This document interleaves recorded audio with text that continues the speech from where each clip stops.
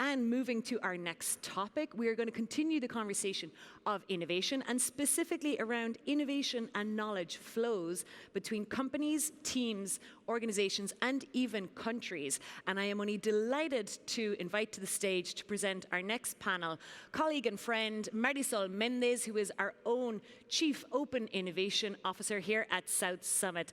Marisol, the floor is yours. All yours. Hello. Wow, this is an exciting day at exciting times. We are super happy to have this panel today.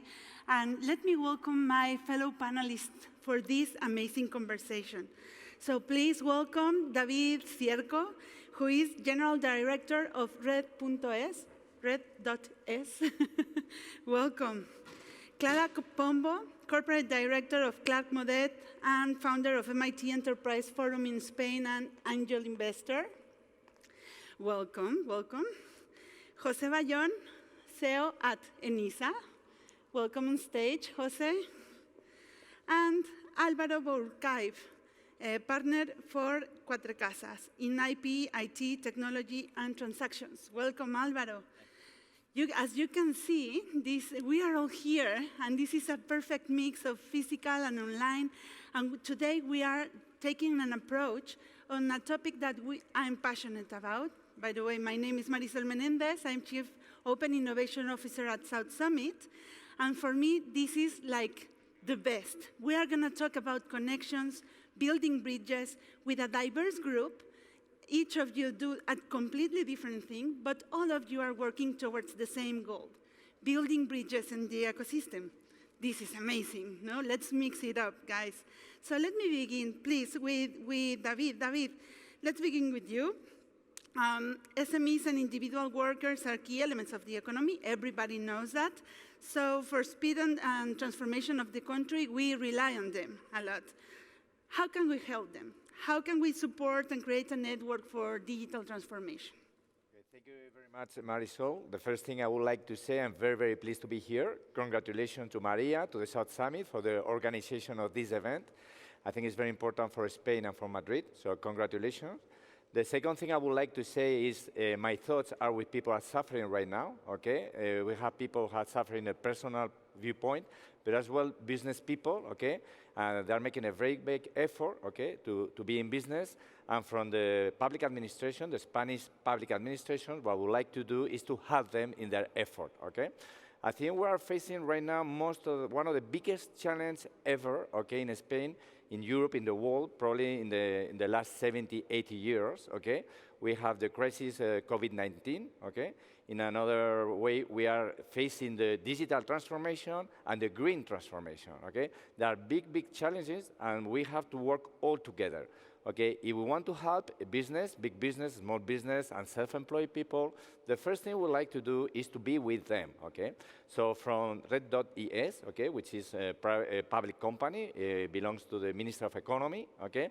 What we're doing is to put in place plans and programs to help them now, in the short term. The first thing we did is to put in place a platform, okay, which is called acelera.gov.es, which is a platform where we have 450 collaborators and more than 80,000 users, okay? SMEs and self-employed people can fund technology, and they can fund as well solutions to implement digital transformation in the short term, okay? Because people needed to keep their business running in the short term in digital. That's one thing we're doing. And because I don't have too much time, I would like to end up saying that we have put in place another program, which is called as well Accelerate program, SMEs, and it's 250 million euros, okay, 250 million euros to help SMEs, okay, to transform themselves in the medium term. So because I don't have too much time, I would like to say only that we are going to build up a national network with more than 100 offices all over Spain where SMEs can go there and we can help them to transform themselves, okay? And I think in the short term I have to speak is enough. Thank you very much. Thank you very much, David. Of course, digital transformation, support, connectedness, and SMEs is key. And Jose, at Enisa, You also have a wide perspective in supporting SMEs to compete and develop, but in the global landscape, which is the perfect complement for this. Your entity is one of the most active bridge builders that I know of, promoting internationalization of Spanish companies through innovation. Tell us more about that, please. Okay. Thank you very much for inviting Enisa to this South Summit. I'm very happy to be here. Thank you, Marisol, Maria, all the team, and congratulations for the organization this year. We are willing to meet us all together and work all together next year again. Well, this is clear that the Spanish SMEs, that the Spanish startups are even more international and global.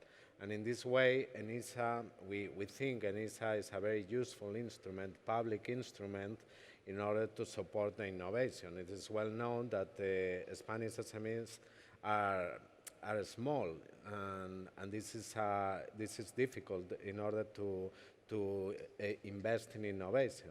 Because of this, we try to support this innovation. Enisa acts as a key player in these entrepreneurship ecosystems, promoting the creation as a stronger productive model and sustainable economy. So we loan. We have a lot of credits, a lot of loans every year. This year we have 100 million approved by the Spanish government. And we are receiving more applications than the last year. So we are perhaps more necessary in this moment. The public sector is in this moment very necessary. As David has told before, I think it's very important to remember this also here in this way. Thank you very much, Jose. Clara, not only public organizations work on connections, no? So how you know firsthand that technical transfer is critical for innovation. So how do you see it in your own perspective? Thank you.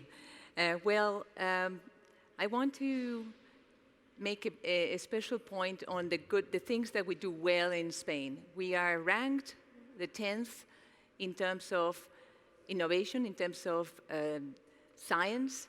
There's great science at universities.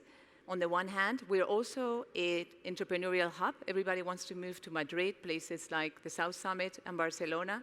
However, companies, corporations, and the technology doesn't transfer into the market. We are there on an innovation index of 30 in the world. What is going on, what happens, and how can we help? There are a number of good initiatives happening already in collaboration between universities, spin-offs, technology centers, and venture capital firms who are helping these spin-offs to reach also the market and collaborate more with open innovation programs at corporations. Corporations in Spain at the moment only spend 5.5% of all their R&D budget in working with university. This needs to be increased, and on the other hand, the university needs to become more entrepreneurial, and there needs to be more connection between the two. 3 points. One, training. Universities and C-level at the organizations at universities and technology offices need to inspire and train the role of IP and the role of technology transfer. Secondly, collaboration, mixed teams, public and private teams between universities and corporations. And thirdly, investment. You need to have more tech transfer funds and work with great institutions like RED.ES and Enisa to fund these spin-offs and help them survive the valley of death and reach the bigger corporations so that they can grow and become international unicorns. Thank you. Of course. So good elements in Spain and great connections that we can nurture. And they say that good fences make for good neighbors, but I also say that good bridges create also good neighborhoods. What can we tell about connections from your own peculiar, I think it's interesting perspective from Cuatrecasas perspective. Let us talk a little bit about these connections, please, Álvaro. Sure, thank you. Thank you, Marisol, and thank you, South Summit, for having me. It's a pleasure to be here. I do tech transactions for a living, and I do it 24/7, just like every other attorney. That's our schedule. So I've seen a lot of things change in this last year. But if I had to pick two trends, one for companies, another one for universities, I'd probably choose those two. First, technology has escalated to C-level decisions. So the people I talk to are the CEO, CTO, CLO, and they have that on the top of their list because businesses are changing and businesses are becoming more and more digital. And one thing I learned is that they base their decisions on three things. Is it technologically possible? Is it legally allowed? And is it ethically desirable? And I'll get into that. So is it technically possible? That's the entrance level, just the very basic. So my first advice here would be, do not concentrate strictly on the technology in itself. If you don't do it now, somebody else will, and it will in a short term and even half the cost. You need it, but it's not enough. Second, is it legally possible, legally allowed? My advice here would be get involved a lawyer in the first stages of the development because going back afterwards, it's very complicated. And because technology is evolving so fast, legal systems are putting fences to protect people from that development. So get a lawyer.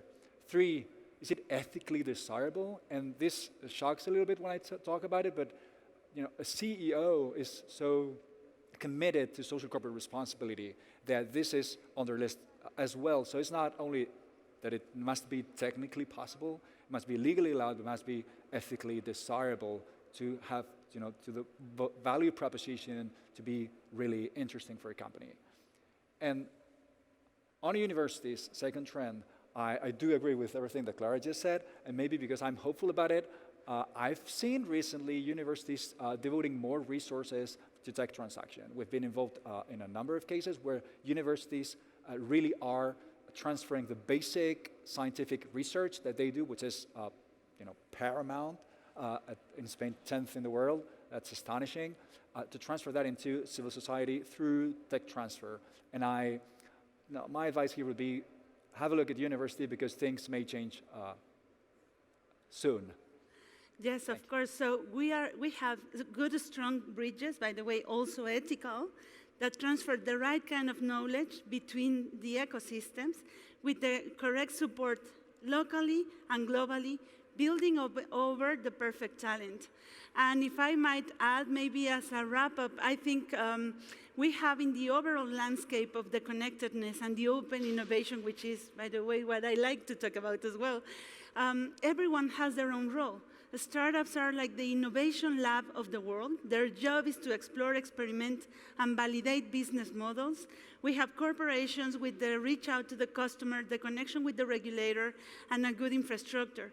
We have universities growing and nurturing the knowledge and creating these connections. We have investors giving gasoline to the system. We have, of course, the public organizations helping this grow. And together with activities such as we do in South Summit, we create connections, we create bridges, and we make magic happen.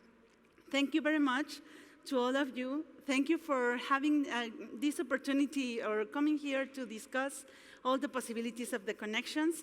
And let's keep building bridges. This is what makes the ecosystem grow and innovate and ultimately a better world. Thank you, everybody. Thank you for coming today.